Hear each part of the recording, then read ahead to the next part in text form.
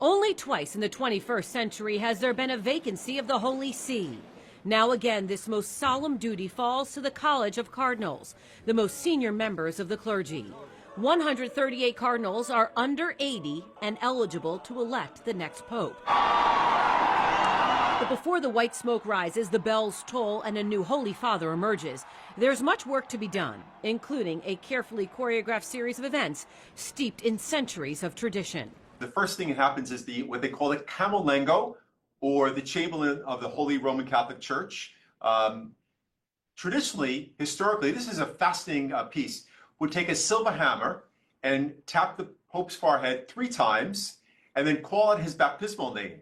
And if there are no response on any of the 3 knockings or the name, would declare the Pope officially dead. Nowadays, there are more modern methods of declaring the Pope deceased, but the sentiment remains. And once it does, the Camerlengo takes the papal signet ring, the ring of the fisherman, and destroys it, signaling the end of Pope Francis's reign. His papal apartment is sealed, the College of Cardinals are notified, and a 9-day mourning period begins.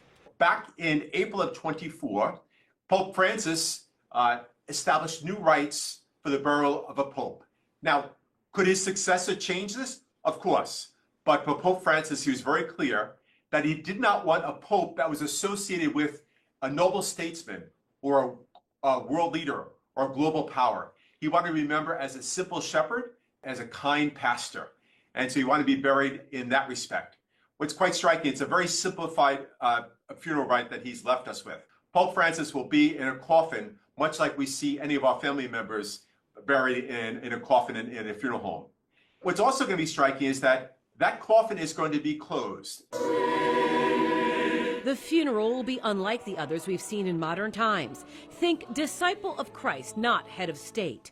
Pope Francis will be buried at Santa Maria Maggiore, not St. Peter's Basilica. And that process will happen between the 4th and 6th days after his death.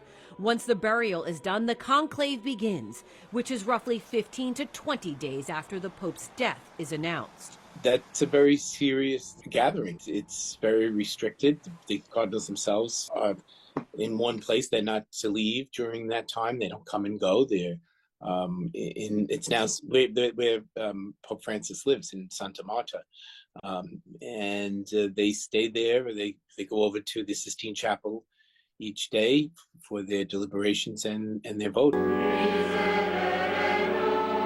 The cardinals vote in secrecy 4 times a day. When they vote, they're locked inside the Sistine Chapel. They're cut off from the outside world as a way to reconnect with the Holy Spirit.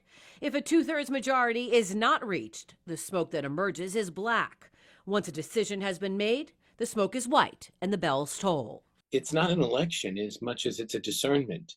And that goes back to the earliest days of the church, when the apostles had to choose a successor, not for Peter, but for Judas, to make the number whole again. That what they did is they gathered in prayer and they listened to one another to hear where the Holy Spirit was leading them. And that's why this is different. This isn't an election in the ways of this world. The selection of a pope is meant to come out of an experience of prayer and solidarity. The longest conclave in history lasted 1,006 days. Theoretically, any baptized Roman Catholic man is eligible for the papacy. But for the last 700 years, the Pope has been chosen from the College of Cardinals. So who will it be? What people should be cautious about is looking at the Vatican and looking at the global Catholic Church through the lens of American politics and American ideas of conservatism and liberalism. The Church is, it operates on all continents of the world. There are 1.2 billion Catholics worldwide.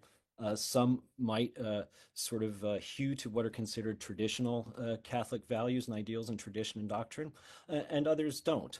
And this is sort of what makes predicting a new pope sort of so difficult. What matters most to the cardinals is the continuation of the church, and yet much of that depends on how the next pope addresses global, social, and economic issues, those that pull people in and turn people away. The bottom line is anything can happen, and the Holy Spirit works on a timetable and an agenda all its own. Teresa Priolo, Fox 5 News.